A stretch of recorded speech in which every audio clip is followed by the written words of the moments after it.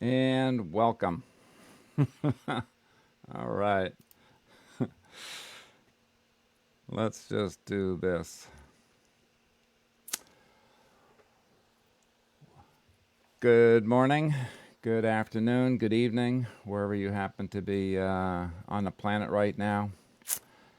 My name is Peter J. Redding. I'm a professional coach, and today we're going to be talking about the ICF, International Coaching Federation's competency number 6.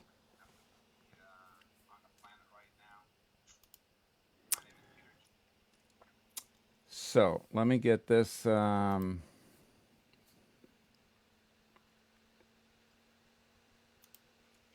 we go.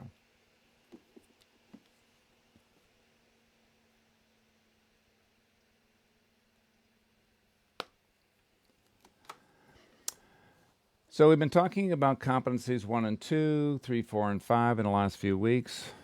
Today, competency number 6. Competency number 6 comes under the category of effectively communicates. And we're talking about specifically listens actively. Listens actively. You're going to notice here that it doesn't say listen passively. It's not a professional coach is there to actively listen to what the client wants to communicate, what they're talking about. And there are 6 competencies under this core competency, 6 sub-competencies. This is for professional coaches to be renewed in terms of what's currently going on in the world of professional coaching. It's for those of you that want to become a professional coach or are thinking about becoming a professional coach in terms of what's involved, what are the things that I need to understand or learn or know about professional coaching to be a professional coach.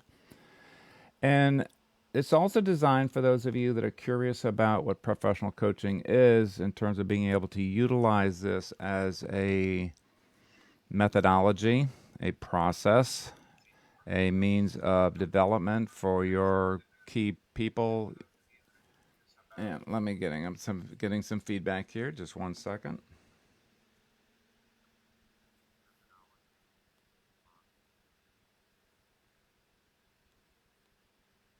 Okay, solve that one. All right. So welcome. Let's move on to the actual competency here. Listens actively. So the definition for this is focuses on what the client is and is not saying to fully understand what is being communicated in the context of the client systems and to support client self-expression. So we'll be coming back to a couple things here. But let me first talk about support client self-expression. The client is the one that is there to set the agenda. The client decides what they want to talk about. The client is the one that does most of the talking. Ergo, therefore, the coach is the one that does most of the listening. And that most is not just 51% in a typical coaching session, but like 85%, 90%. So during the time that I am listening as a coach, as a professional coach, it is a very active activity. It's highly focused. And I want to support my client to talk and go deeper into what's important for them. So that's the idea of the client self-expression. They're the ones that are doing the thinking. They're doing the reflecting. They're doing the sharing. They're doing the talking. Now, the beginning of this definition focuses on what the client is and is not saying. So, yes, I'm hearing the words. I'm hearing the intention. I'm hearing the nuances of what the client wants to do or is considering or looking at options. But I'm also listening for the gaps. I'm listening for what they're not saying. Is there a part of this whole process, considerations that the client is talking about? And okay, so let's say that there are potentially 10 different areas that have an impact on this particular area. The client has talked about maybe 7 or 8 of those. And as a fellow human being, I'm also listening for maybe some areas that they have not touched upon yet. I'm not leading. I'm not saying that they have to talk about those areas, but I'm holding what they're sharing in a space of, I wonder if he or she or they have considered this particular area. So I'm listening actively. Maybe they touch on that, maybe they don't. If they don't, then what they don't say is specifically in the definition here. I'm going to ask them a question. I'm observing that in relationship to this particular aspect of life, or the next journey that that's taking place here, that you're planning on right now, this particular area has not come up yet. So again, not to direct them to that, but to just ask them the question: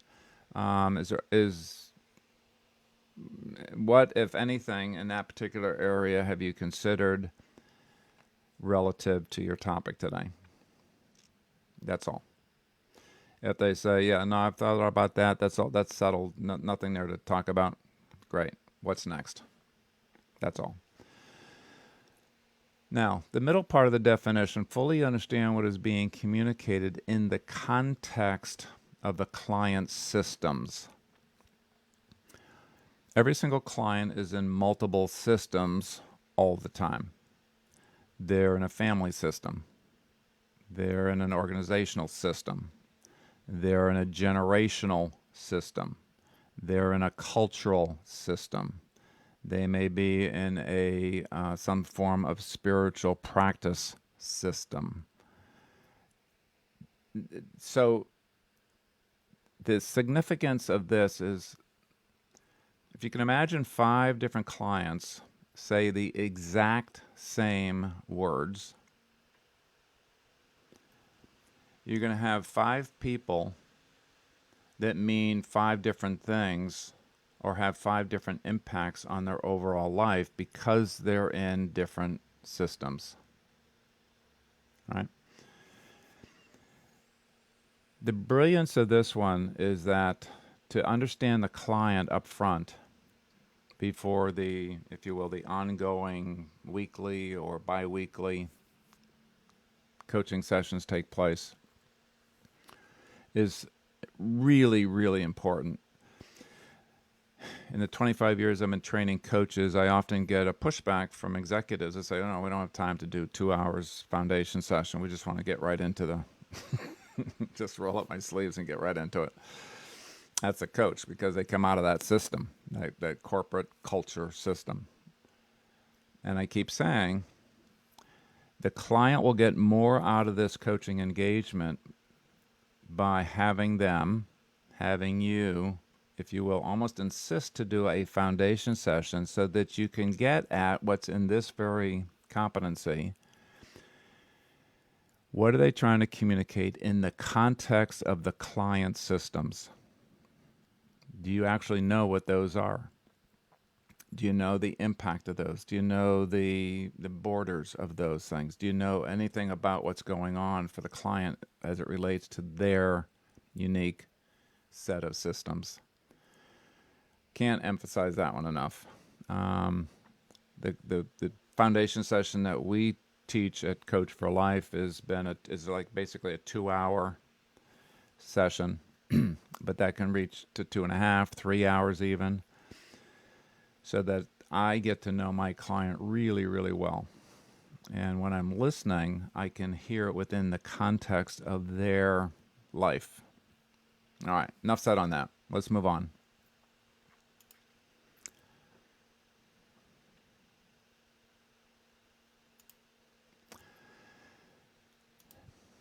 So the first subcompetency here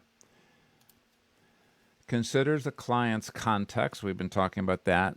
In addition to that, their identity, their environment, their experiences, their values, their beliefs, to enhance understanding of what the client is communicating. So this is an extension of what we've just been talking about within the definition of the client systems. Multiple systems. Some of them, if you will, permanent, right? Some like core values for me doesn't change from the time that they were 10 years old to the time that they're now 42 years old to the time that they'll be 62 years old.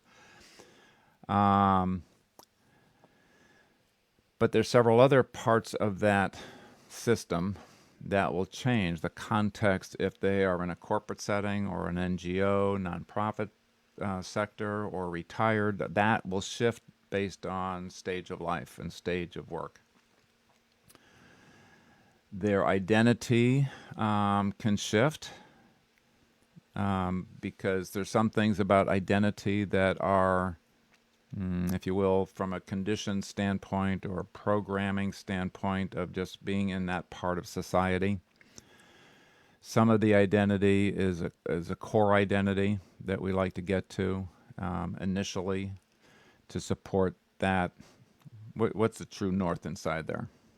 What's the God-given endowments that don't shift?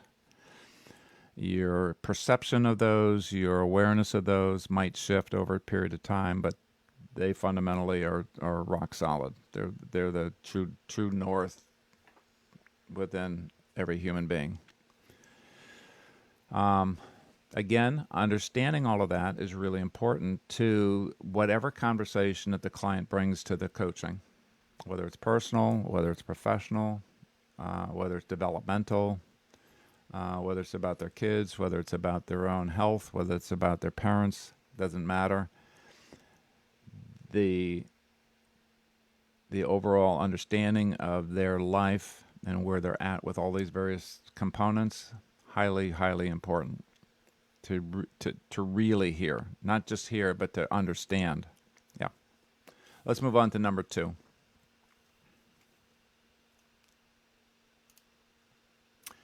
If you have questions as we move on here, please put those into Facebook, and I will get those, and we'll take a break here probably at halfway point to answer some of those questions if there are some. I welcome all comments and questions afterwards as you kind of ponder or reflect on this, and it's like, I wonder what he thinks about this, or how do you handle this as a professional coach? And so we look at those questions even during this and after this. So I welcome all of those comments and questions. Number 2, reflects or summarizes what the client communicated to ensure clarity and understanding. So this is, while the client has their own context and parameters and experiences, so does me as the coach. And being human, I may hear what I'm hearing, if you will, from an autobiographical standpoint, and I could start interpreting, okay, so what did they mean by I want to get on with my career?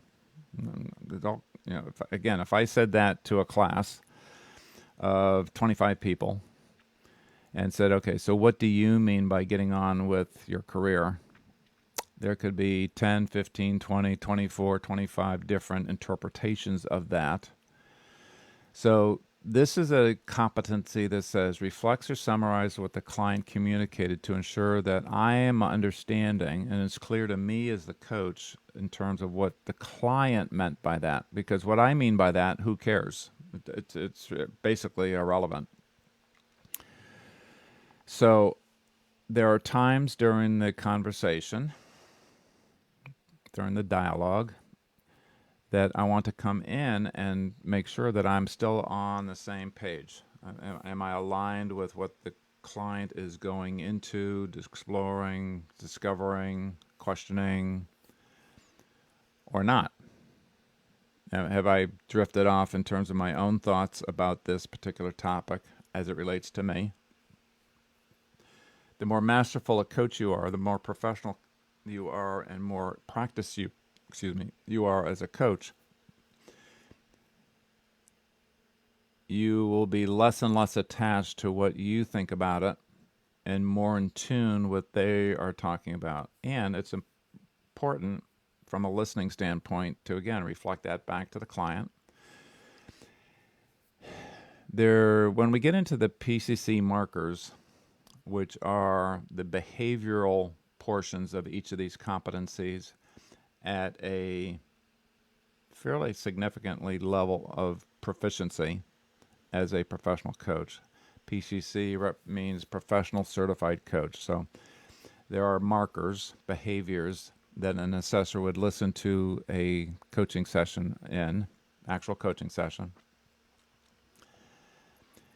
and be able to determine, is this particular coach, have they matured to the point of handling, doing, knowing, reacting, interacting, reflecting, responding, etc., to that particular client at a advanced level of coaching. There's one in there that applies specifically to this that talks about can synthesize succinctly being the key word. So if the client is talking for 3 minutes straight or 4 minutes straight, there may be 18 different things that they've touched upon. The coach does not reflect, going back to this competency number 2, does not reflect the entire 4.5 minutes of what they heard, like a stenographer might in a courtroom. All right, and they read it back right word for word.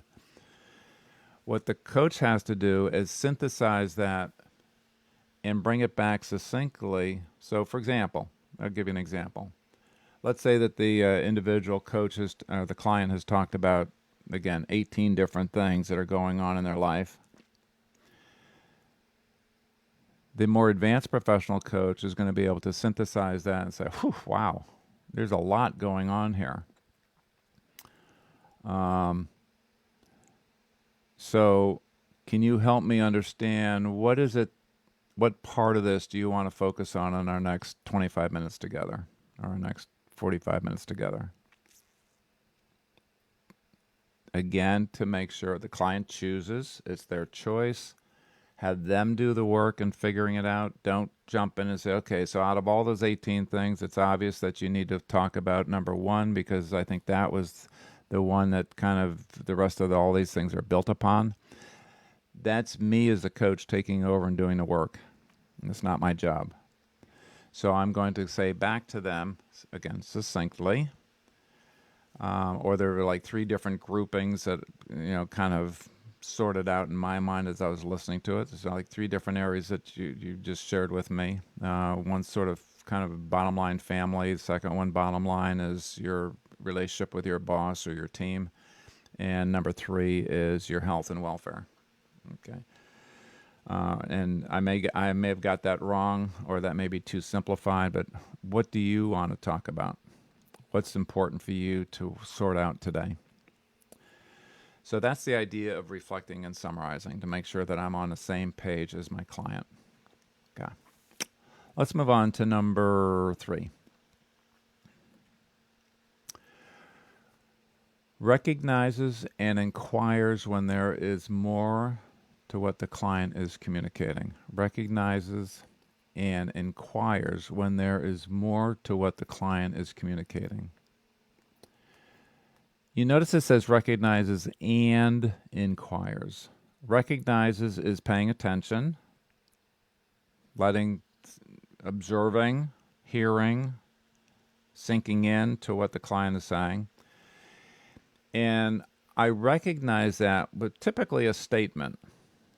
It sounds like you're really excited about the first thing you talked about and probably less excited about the second option or the second thing you've talked about. And I could be totally wrong here. Okay, so I don't have my Velcro fingers, like I say in class. I don't have my Velcro fingers about being right. So that's the first part of recognizing. The second part is inquiring. So I'm not going to assume that I'm correct. I am going to assume that the client has more to say about this or enlighten me about what this is what's going on for them so I can better understand and support them to get into it deeper. So inquires is ask a question. Make a statement, clean, clear, not attached, recognizes. That's part A. Part B, and inquires of, so what's going on with this?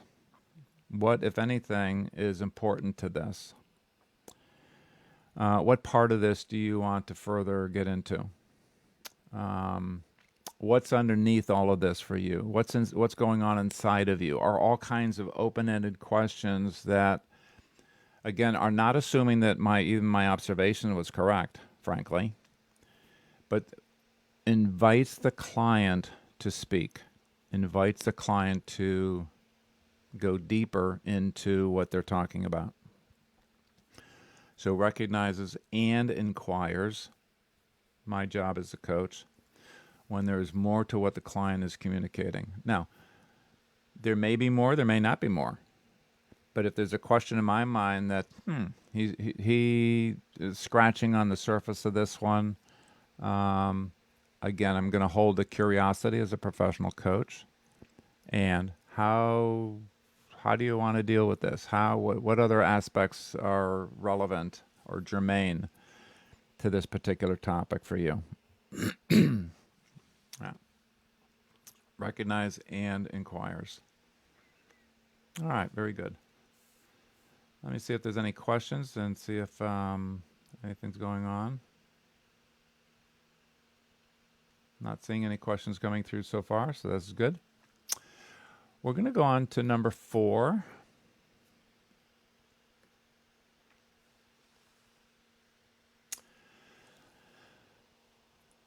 Notices, acknowledges, and explores the client's emotions. Wow. Really? Yeah. Energy shifts, nonverbal cues, or other behaviors. When we say listens actively, it really is actively. I'm opening up my ears to hear, my eyes to hear, my eyes to notice if there's something going on. Even when I've been on a telephone, and most of my coaching, professional coaching, has been non-video, in person. It's been mostly by telephone, or even nowadays when I'm using WhatsApp or Skype or some other methodology that has video. It's very often without the video. And I can see their expressions through my ears. I'm going to say that again. I can see their expressions, their attitudes, their posture through my ears. I was in a very interesting study back a number of years ago when I was a director of an organization in Canada. And people come from the telephone company came in to do a class with us, and they had 2 people positioned at a desk, but with a partition in between, so we could see both of them, but they couldn't see each other, and they simulated a phone conversation. And during the phone conversation, the facilitator of this asked the person over on the right, they said, okay, so could you describe him?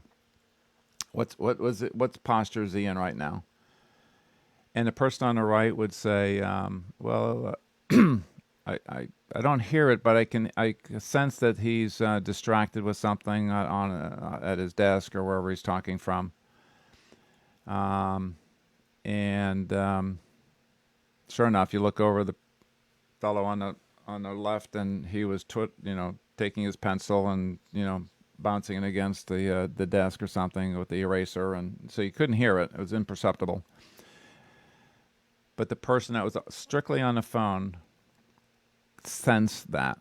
It was communicated through who knows what, energy, through the voice. And they did that probably 6 different times to different people. 95% accurate. I think he's laying back, he's relaxed, he's, just kind of very mellowed out. Or he's uptight, he's leaning forward or she's leaning forward and into the desk or into the phone area. So there's a lot that gets communicated. And the question here is, again, noticing that, taking it in, acknowledging it. So I acknowledge that it seems like there's a lot of confusion around options 1, 2, and 3. And, not or. So I don't stop there as a professional coach and say, yep, okay, I've got it, right? They're in the midst of quandary or confusion or something going on there. I'm going to go and ask the client, so what's going on for you as it relates to this? Do not come back and say, am I right?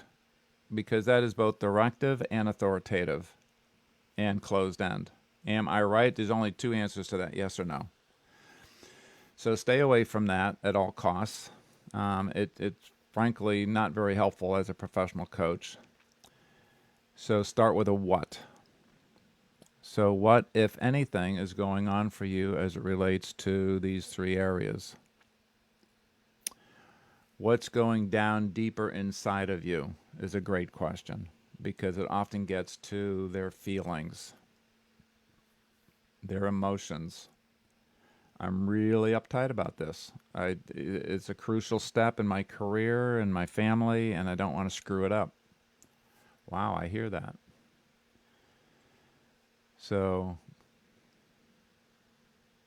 how would you like to proceed? It's an invitation to go deeper. It's an invitation to have them make a decision of, is this something that is relevant or coming up to the highest level of relevancy for our conversation today or not? Their choice. Oftentimes, clients will demonstrate strong emotions. This is deep work. Hopefully it's deep work and not just real shallow, like, okay, I want to do this and I want to clean my garage out this weekend and, I got to get some boxes from Home Depot and, all right, okay, so, yep, sometimes that gets into that kind of conversation, but most professional coaching is a much deeper dive into the person, the human being, in addition to whatever they're wanting to accomplish. So don't avoid these, and if you are squeamish about emotions, that's your area of personal development. Get comfortable with your own emotions, get comfortable with accepting, having compassion for people that are going through emotional upheavals, and don't shy away from them as a professional coach. That is also part of my responsibility, is to support my client in sometimes voicing them, sometimes coming to terms with them, sometimes allowing them to go through the process of those emotions. And I'm not doing clinical work here. I'm not doing a therapist's job of dealing with buried emotions from childhood where there was some traumatic thing that happened to them and trying to unravel that. Not my job. I am not training you. I'm not talking to you about taking on the role of a counselor or a therapist. But healthy people have emotions every single day. They're happy. They're sad. They're in turmoil. They're judging themselves badly for something. And I have an obligation, again, to notice and acknowledge those. Just straight up. And leaving off the am I right? Because I may not be. And even if I am, I don't want to be that authority in that person's life. Okay. Nonverbal cues, again, they can scrunch their face. They have a frown on their face about when they get into a topic. They are fidgety. They have their arms crossed, and you can see that if you're doing it live, via video or in person. Body language, there's thousands of things that they do as they're talking. And again, I am absorbing all of that visually and or ethereally through the energy of what they're talking about. I can often pick out body language through the pacing. They get really excited and they're really happy about this. And whew, Peter, this happened and I'm just so pleased with the team. And we got award and we got a acknowledgement and recognized from top client that we've never gotten before. I can feel that energy. I can hear it in the pacing. The other side of it is, wow, I wow. I, I hear consternation. I hear unsureness. I hear lack of confidence in that stumbling of languaging as as a client is talking about a particular topic. So again, I'm being in tune with that. All right. Let me just do one thing here, and I'm going to check questions.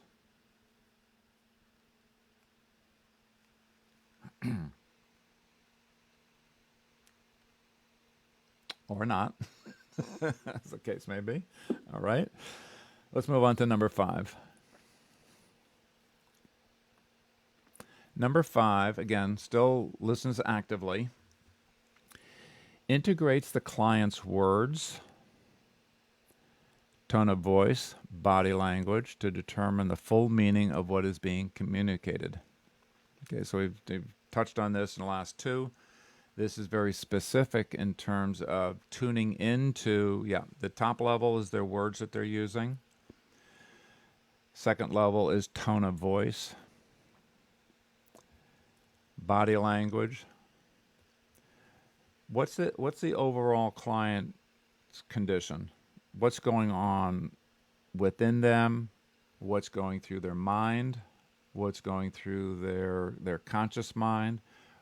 What's going on perhaps even under that consciousness into the subconsciousness or unconsciousness? It goes back to the original definition of what are they saying and what are they not saying. They may be so focused and riveted on this path, and they're trying to either justify it or they're trying to negotiate it or execute on it. And in that narrow band, maybe they haven't considered the wider picture, the wider ramifications. Who else in their system, family, work group, medical staff, if they're in a medical situation, what else is going on around them that perhaps they haven't thought about even? Or if they've thought about it, they've kind of discounted it and say, no, I can't be bothered with that. So again, full meaning of what's being communicated. Yeah. And finally, number 6. Notices trends in the client's behaviors and emotions across sessions to discern themes and patterns. So I can discern a theme or a pattern that's happening within an individual session and over several sessions. Let me give you an example of within a given session first. I often hear things like the following in a coaching session, and I've heard thousands of them at this stage, either in my personal coaching or in the certification work that I've been doing for 25 years, where a coach is working with a client, and a client is typically incredibly bright. I mean, incredibly smart, intuitive, dialed in.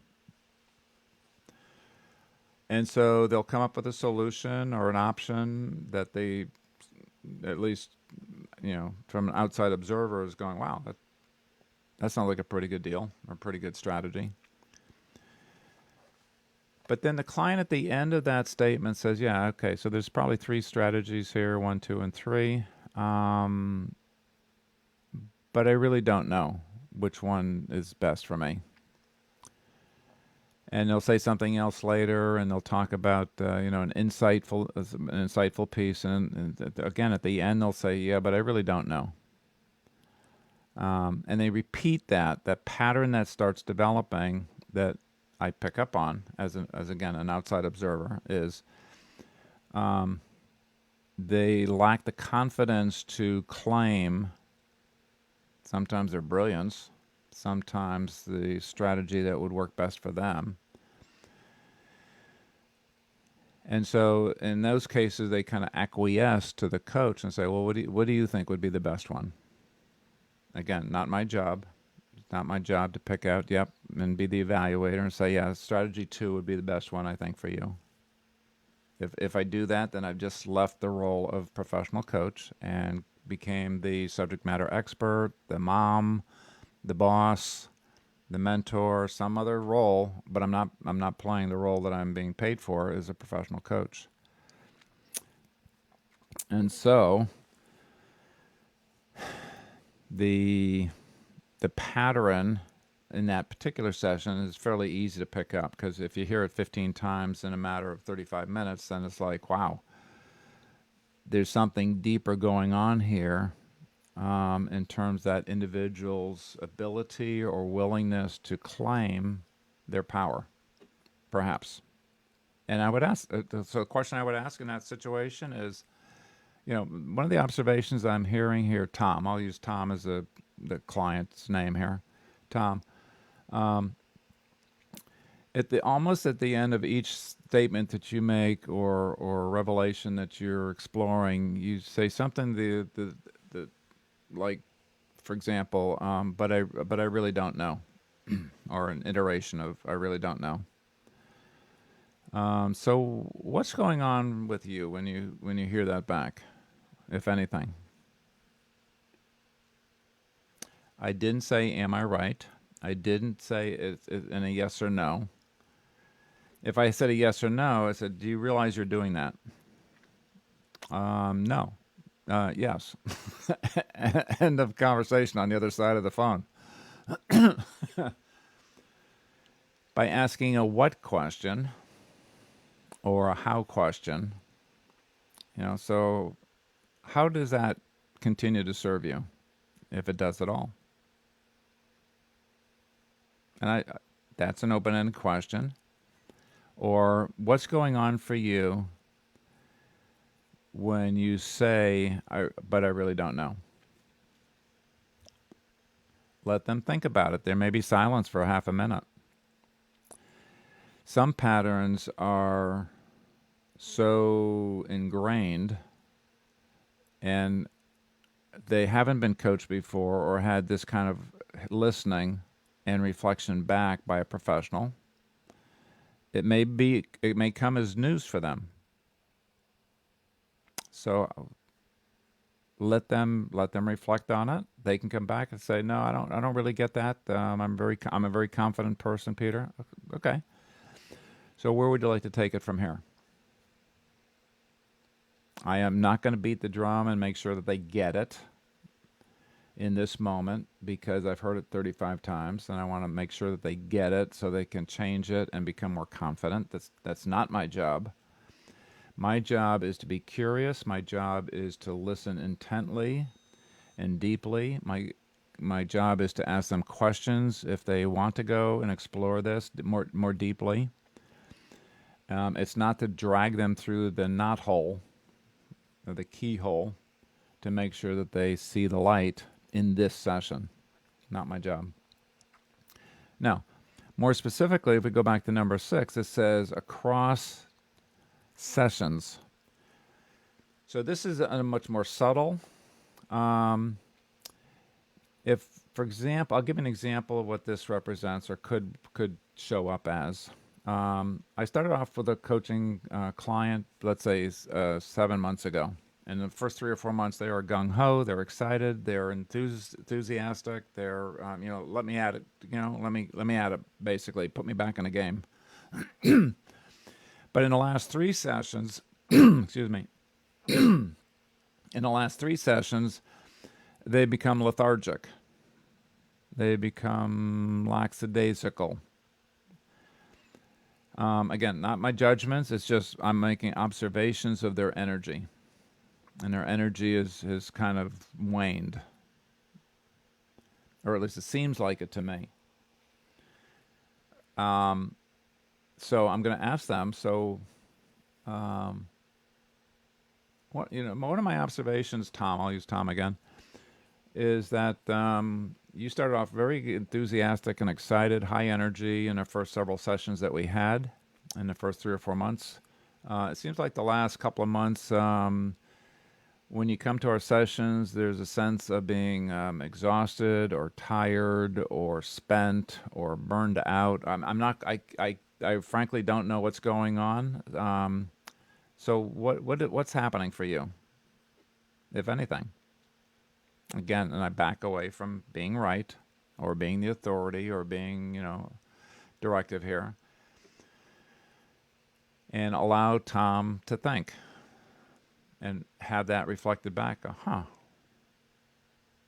Oftentimes, 80% of the time, I would say, client comes back, yeah, you're right. I've got a heavy load at work. COVID has not helped things at all in terms of my, working 24/7. And so, okay, and again, I might come in at that point to prompt him to go deeper and to say, so what's actually going on for you? And open that space for him to reflect, talk, share, go deeper, or not. His prerogative in this case. Yeah. So this is a both and. This is in the session itself. Are there any patterns that you're picking up on? Other examples of that might be it's everybody else's problem, not mine. If they would just, and I can again make an observation. So you use they a lot. What's your role in this? What responsibilities in this do you own? On a longer term basis, it's energy level, it's excitement, it's enthusiasm, it's engagement. It could be a change of focus. We started off talking about career move early on in our 6 months together. In the last couple of months, you haven't talked about career move at all, or very little, and have been focusing on what sounds like more entrepreneurial types of things. So what's going on here? I go, interesting. And they may not have even noticed that themselves. Yeah. All right. So let me see if I can check my question box here.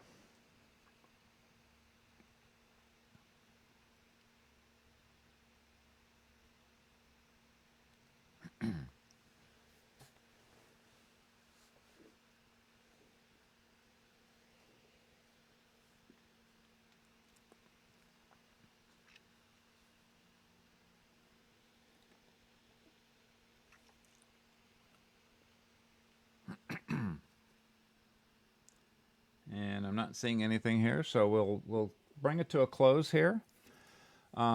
Please put your questions in for the next session, and I'll pick those up. And next week, I'm actually doing a coach training, virtual coach training, so we will not be doing a live streaming on competency number 7. But the week after that, 2 weeks from today, Tuesday at 10 o'clock a.m. USA Eastern Time, we'll be talking about competency number 7, which is evokes awareness. It's one of the main things that I do as a professional coach is to support my client in evoking awareness. So it's taking things maybe from the assumed or the unconscious or the subconscious and supporting my client to come to a greater level of awareness. I've often said in coaching that I am in the awareness rising business as a professional coach. That's my business. I'm in the awareness rising business. My observation after 25 years of both training and being a professional coach, now working with world-changing visionaries, is that when an individual has more awareness and consciousness about what's going on for that particular part of their life, they frankly make better decisions and more congruent and aligned decisions with themselves. So I can't wait to get into this topic. We'll have to wait 2 weeks for it. But thank you for attending today. Be safe. God bless. And namaste.